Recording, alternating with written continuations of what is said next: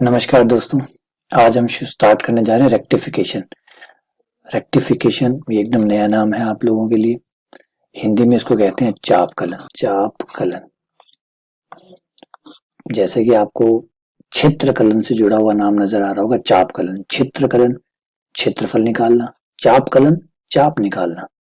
चाप जो सीधा सीधा संबंध है वो है लंबाई से, मतलब लंबाई निकालना, है ना। चाप कलन का मतलब होता है चाप की लंबाई निकालना, क्षेत्र का मतलब क्षेत्र की लंबाई निकालना।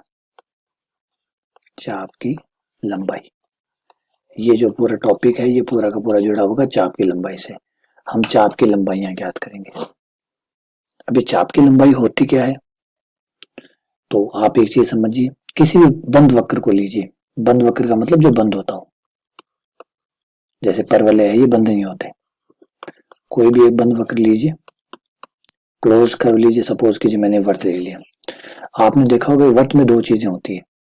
एक तो होता है वर्त का क्षेत्रफल जो अंदर है, अंदर जो कुछ भी है जितना है ये क्षेत्रफल कहलाता है। ये जो अंदर का एरिया है, ये जो ब्लैक कलर में आपको नजर आ रहा है, ये क्षेत्रफल कहलाता है। और ये जो है ऊपर, ये व्हाइट कलर वाला ये जो फेंस है, ये पूरा परिधि कहलाता है, या यूं कहो कि पूरी चाप की लंबाई कहलाती है।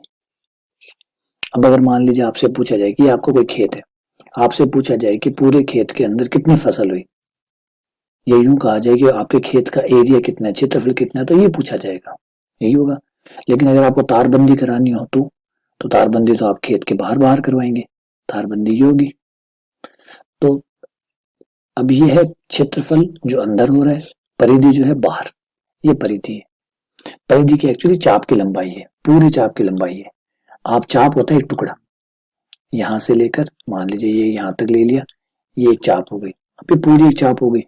अब यहाँ पे आपने क्या किया, ए बिंदु से लेकर वापस ए बिंदु तक ही आ गए। ए बिंदु से लेकर आप ए बिंदु पर वापस आ गए, तो ये पूरी चाप हो गई, पूरा बंद वक्र की लंबाई होगी। तो ये परिधि कहलाती है।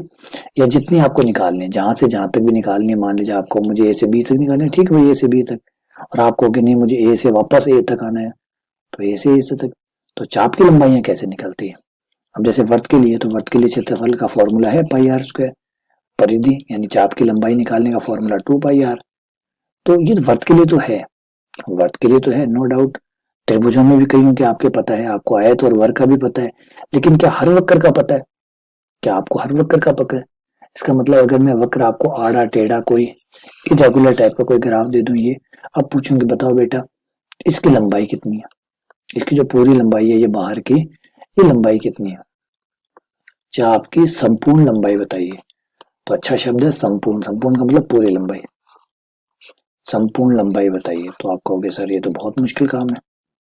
बहुत मुश्किल काम इसलिए है कि जो कर्व है वो आड़ा टेढ़ा तिरछा है, तो इसकी लंबाई कैसे निकलेगी, ये तो बड़ा लंबा क्वेश्चन हो गया, क्योंकि आड़ा टेढ़ा ही है ना। और हकीकत में ये भी हकीकत है कि आपको जो ग्राफ होते हैं, जो हम सरल रेखा पढ़ते हैं, कभी गौर कीजिए, कभी सरल रेखा आपने कहाँ देखी है।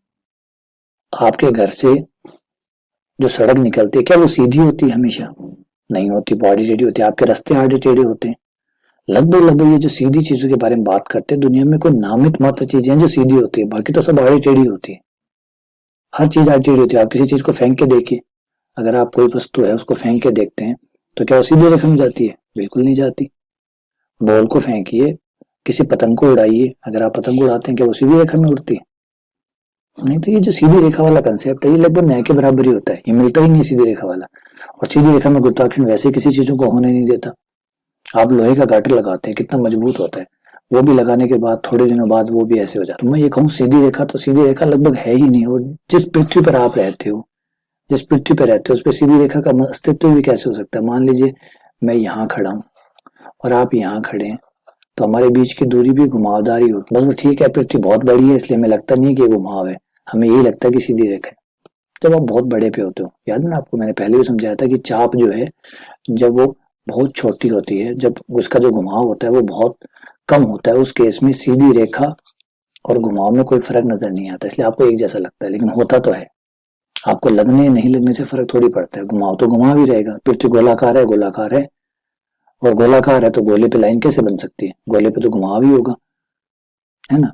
तो हमारी जो लंबाई है वो कैसे निकलती होगी। अगर मान लीजिए हमारे घर से किसी मेरे मित्र के घर बी तक कोई रोड जाती है, तो वो रोड ऑब्वियसली बात है इस तरीके से जाएगी, सीधी तो नहीं जाती होगी, डायरेक्ट तो कोई रोड जाती ही नहीं है, घूमती फिरती ही जाती है, घुमावदार होते है, कभी मोड़ होता है, कभी कट होता है। तो ये जो रोड है, अब ए से लेकर बी तक मुझसे पूछा जाए कि दूरी कितनी है, तो मैं कैसे निकालूंगा? सोचिए, पहले मैं क्या करूंगा। एक तरीका तो ये है कि मैं एक काम करता हूँ, ए और बी के बीच की सड़क को सीधा कर लेता हूँ, है ना। नगर पालिका से बात कर लेता हूँ, ठेकेदार बुला लेता हूँ और कहता हूँ बेटा एक काम करो, आप सीधी सड़क निकाल दो, यहाँ से जो बीच में घर आ रहे हैं उन सबको हटा दो, सारे घर तोड़ दो, क्योंकि मुझे मेरे दोस्त के घर सीधा जाना है एकदम। मुझे नहीं चाहिए कोई दुकान है, कोई शॉपिंग मॉल है, सबको तोड़ दो, हटा दो उनको रास्ते में से, और सीधा ए से बी रास्ता बना दो। या फिर एक काम करता हूँ, अपने छत के ऊपर एक हेलीकॉप्टर ले लेता हूँ और सीधा बी की छत के ऊपर उतार देता हूँ। अब आपको लग रहा होगा ये दोनों बातें बेवकूफाना है। बिल्कुल, ये दोनों बेवकूफाना है। ना तो सड़कें हटाई जा सकती है, ना घर हटाए जा सकते हैं, ना उनको तोड़ा जा सकता है, और ना ही हेलीकॉप्टर मेरे लिए लाया जा सकता है। ठीक है, तो ये सब हाइपोथेटिकल बात है। इसका मतलब है कि जो जैसे है उसको वैसे ही समझने की कोशिश करो। तो फिर क्वेश्चन बनता है इसको नापे कैसे, आड़े टेढ़े को। क्या हमारे पास कोई ऐसी स्केल है जो टेढ़े मेढ़े रास्ते को नाप सकती है? तो आप कहोगे नहीं है। नहीं है तो फिर कैसे नापेंगे इस टेढ़ी चीज को, कैसे नापेंगे? तो इस टेढ़ी चीज को नापने के लिए हमें जैसे एक पता है, अभी मैंने कहा था एक चाप जो होती है वो जब छोटी होती है तो एक रेखा होती है। तो मैं क्या करूंगा, इस चाप को छोटे छोटे भागों में बांट लूंगा, इस तरीके से डॉट डॉट डॉट डॉट, इसे मैं छोटे छोटे भागों में बांट लूंगा इस तरीके से, और फिर इसको ऐसे नापूंगा, सीधी रेखा सीधी रेखा सीधी रेखा सीधी रेखा सीधी रेखा सीधी रेखा सीधी रेखा। अभी भी आप कहोगे सर कुछ कुछ जो दूरी है, ये जो दूरी आपने नापी है ये थोड़ी कम आएगी मूल दूरी की। तो कोई बात नहीं, काम करते हैं, थोड़े बिंदु की संख्या और बढ़ा देते हैं, थोड़े बिंदु की संख्या और बढ़ा देते हैं। मैं क्या कर रहा हूँ आपको एक चित्र द्वारा समझाता हूँ, जैसे आपको बेहतर समझ में आए। मान लीजिए ये 2 पॉइंट है, ए और बी, मुझे ए से बी तक जाना है, इस दूरी को नापना है। अब मुझे पता है कि मुझे तो टेढ़ा मेढ़ा नापना ही नहीं आता, हमारी जो स्केल होती है वो सीधी होती है, तो सीधी स्केल से नापेंगे। तो एक तरीका तो ये होता है कि मैं यहाँ से ये सीधी दूरी नाप लूँ। तो आप कहोगे सर ये तो बहुत ही गलत है, बहुत ही गलत है, ये दूरी कितनी है, ये कितनी है, एकदम गलत है। इस गलती को ठीक करता हूँ, एक काम करता हूँ, ऐसे नापता हूँ, ए एक यहाँ ले लेता हूँ, फिर एक यहाँ ले लेता हूँ। अब नापूं तो आप कहोगे सर अब थोड़ा तो ठीक है, पहले वाले से तो ठीक है, लेकिन फिर भी गलत तो है। चलिए गलती को ठीक करते हैं, एक पॉइंट और बीच में डाल देता हूँ, ये ये ये और ये। अब नापूं तो, अब अगर नापूं तो आप देख रहे होंगे कि सर इस बार तो गलती काफी कम हो गई, लेकिन फिर भी गलती है। ये देखिए थोड़ी सी गलती यहाँ रहेगी, थोड़ी यहाँ रहेगी, गलती तो अभी भी है, लेकिन पिछली बार के मुकाबले आपने बहुत अच्छा किया। मैंने अच्छा किया ना, तो देखिए थोड़ा सा मैं और अच्छा करता हूँ। इस बार मैं पॉइंट्स की संख्या थोड़ी सी और बढ़ा देता हूँ, नंबर ऑफ पॉइंट्स और बढ़ा देता हूँ, और फिर से दोबारा से अब देखिए और अब बताइए अब क्या होगा। अब आप साथ काफी क्लोज आ गए हैं, गलती तो अभी भी है, क्योंकि अभी भी क्या गलती है कि जो चाप होगी उसको जब तक मैं बहुत छोटा नहीं कर लूंगा तो चाप में और जीवा में हमेशा फर्क रहेगा, थोड़ा तो अंतर रहेगा रहेगा, और ये थोड़ा थोड़ा अंतर मिलके काफी बड़ा हो जाएगा। गलती अभी भी है। तो ये कि 1 2 3 4 5 6 7 8 9, 9 पॉइंट्स थे, अगर मैं 9 पॉइंट्स को 90 पॉइंट्स कर दूं तो आप कहोगे सर गलती काफी कम हो जाएगी। 90 को अगर 900 कर दूं तो गलती और कम हो जाएगी, 900 को 9000 कर दूं तो गलती और बहुत कम हो जाएगी, 9000 को 90000 कर दूं तो और कम हो जाएगी, एंड डैश डैश फाइनाइटिक अनंत कर दूं तो अनंत कर दूं, इतने कर दूं, पॉइंट ही पॉइंट, पॉइंट ही पॉइंट, पॉइंट ही पॉइंट, मतलब इस चाप को छोटा छोटा छोटा छोटा बहुत छोटे टुकड़ों में बांट लूं और फिर सरल रेखा बना बना के जोड़ूं तो आप सोचोगे सर अब गलती होने के चांसेस बहुत बहुत कम होगा। ये यूं कहो कि अब गलती न्याय के बराबर हो जाएगी, टेंड्स टू जीरो हो जाएगी। अगर मैंने बिंदु की संख्या अनंत कर ली, अगर मैंने बिंदु की संख्या अनंत कर ली तो जो गलती है वो टेंड्स टू जीरो हो जाएगी ना। इस विधि को हम कहते हैं चापकलन। तो चापकलन ऐसे ही चाप की लंबाई नापता है, ये चापकलन कहलाता है। इसमें किसकी मदद लेंगे, कलन की मदद लेंगे। कलन में अवकलन और समाकलन आते हैं, हम अवकलन और समाकलन की मदद से चाप की लंबाई निकालेंगे और पूरी चाप को छोटे छोटे छोटे छोटे बारीक बारीक टुकड़ों में बांटेंगे, अनंत टुकड़े करेंगे। पूरी चाप चाहे कितनी भी बड़ी हो उस चाप के अनंत टुकड़े करेंगे और चाप को जोड़ेंगे। इस तरीके से चापकलन काम करेगा। उम्मीद करता हूँ आपको आइडिया समझ में आ गया होगा कि हम क्या करने वाले हैं। इसे चापकलन कहते हैं, इसे चापकलन कहते हैं। तो चापकलन क्या हुआ, किसी वक्र कि किसी एक बिंदु से दूसरे बिंदु तक चाप की लंबाई ज्ञात करना चापकलन कहलाता है। तो परिभाषा क्या हुई चापकलन की? चापकलन की परिभाषा किसी समतलीय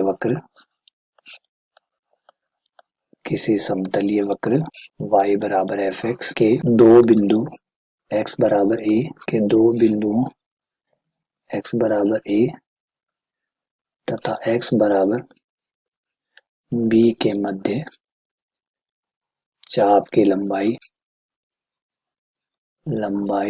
ज्ञात करना चापकलन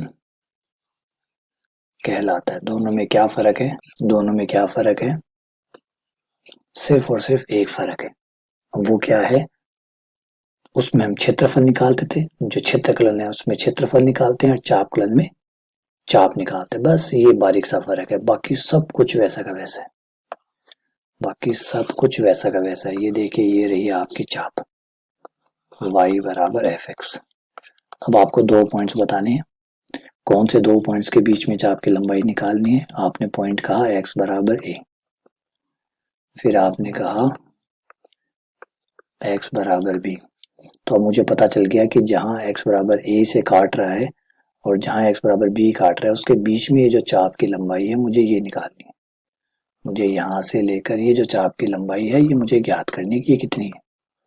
यहाँ से लेकर चाप की लंबाई को ज्ञात करना है।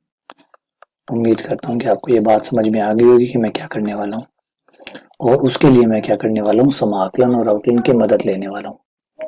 समाकलन एवं अवकलन की सहायता से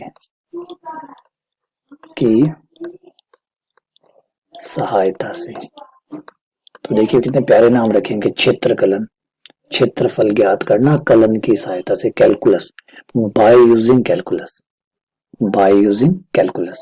फाइंडिंग द एरिया, क्षेत्रफल ज्ञात करना बाय यूजिंग कैलकुलस। और कैलकुलस दो चीजों से बना है, डिफरेंशियल एंड इंटीग्रल। थोड़ा सा इंग्लिश नामकरण भी कर लेते हैं, आपको थोड़ा ये अच्छा रहेगा क्योंकि इंग्लिश में भी आपको पता होना चाहिए। कलन जो होता है उसे कैलकुलस कहते हैं, और कैलकुलस की दो ब्रांचेस होती है, डिफरेंशियल जिसे अवकल कहते हैं, और इंटीग्रल जिसे समाकल कहते हैं। अवकल एवं समाकल ये दो चीजें होती है। तो हम अवकल एवं समाकल का यूज करते हुए क्षेत्रफल निकालेंगे और चापकलन करेंगे, मतलब चाप की लंबाई निकालेंगे। तो उम्मीद करता हूँ कि इस लेक्चर से आपको समझ में आ गया होगा कि चाप की लंबाई निकालना और क्षेत्रफल निकालना इतना आसान नहीं होता जितना आसान आप समझते हैं। जैसे मैंने आपको एक अच्छा एग्जांपल बता दिया कि चूरू से रतनगढ़ जा रहे हैं या एक शहर से दूसरे शहर जा रहे हैं, तो बीच की जो सड़क है वो सीधे नहीं होती, घुमावदार होती है, कभी ऊपर की तरफ जाती है, कभी नीचे की तरफ जाती है, एक समान सड़क नहीं होती, टेढ़ी मेढ़ी भी होती है। तो उसकी जो लंबाई निकालने होती है वो आप उस तरीके से नहीं निकाल सकते। ये जो लंबाइयां होती है, जो दूरियां होती है, इनको निकालने के लिए आपको किसका इस्तेमाल करना पड़ता है? अब आप गूगल मैप कैसे नापता होगा? क्या करता होगा गूगल ने कैसे नापा होगा? सोचिए आप, गूगल ने कैसे नापा होगा? क्या इंजीनियर्स को भेजे स्केल देके क्या हो, जाओ नाप के आओ, सड़कों को खड़े हो जाओ वहां जाके नाप के आओ? नहीं, ऐसे नहीं नापा जाता। आपको एडवांस टेक्नोलॉजी की मदद लेनी होती है, आपको मैथमेटिक्स की मदद लेनी होती है, और इनके सहायता से आप सॉल्व करते हैं। जैसे अब आजकल नया वर्ड चलता है, आप एक नया वर्ड सुना होगा आपने, स्टेम नाम से आता है। स्टेम जो होता है उसका बड़ा भी जोर शोर से चल रहा है। STEM, S for science, T for technology, E for engineering, M for maths. यानी अब स्टेम का जमाना आ गया। स्टेम का जमाना मतलब साइंस, मैथमेटिक्स, टेक्नोलॉजी और इंजीनियरिंग। ये जो चारों ब्रांचेस हैं, इन चारों ब्रांचेस के मिलकर काम करने का टाइम आ गया। क्योंकि मैथ जो है उसका कच्चा काम जो है, शुरुआती काम जो है, कैलकुलस वाला काम जो है, उसका बेसिक जो थ्योरेटिकल पार्ट है वो मैथमेटिक्स तैयार करके देगी, साइंस उसे धरातल पे उतारेगी, है ना। फिर टेक्नोलॉजी क्या चल रहा है, इंजीनियरिंग काम होगा, उसके हिसाब से उसको इंजन में चेंज करना, उसको मशीन में कन्वर्ट करना। टेक्नोलॉजी जो होगी वो अभी जो चल रहा है लेटेस्ट, हाल फिलहाल जो बना हुआ है वो ठीक है, जो नहीं बना हुआ उसको बनाना, उस टेक्नोलॉजी को डेवलप करना उसके लिए। इस तरीके से जाकर हमारा पूरा ढांचा तैयार होता है, जिसे कहते हैं स्टेम। तो अब इस मिल के काम करने वाला एक नई ब्रांच का उदय हो गया स्टीम के नाम से, जिसके बारे में आगे देखना कोर्स बेस बनेंगे, इसके ऊपर बहुत सारी चीजें भी बनेगी। तो चलिए उम्मीद करता हूँ यहाँ तक आपको लेक्चर समझ में आ गया होगा। इसमें कोई डाउट हो तो जरूर बताइएगा। चलिए बहुत बहुत धन्यवाद, शुक्रिया।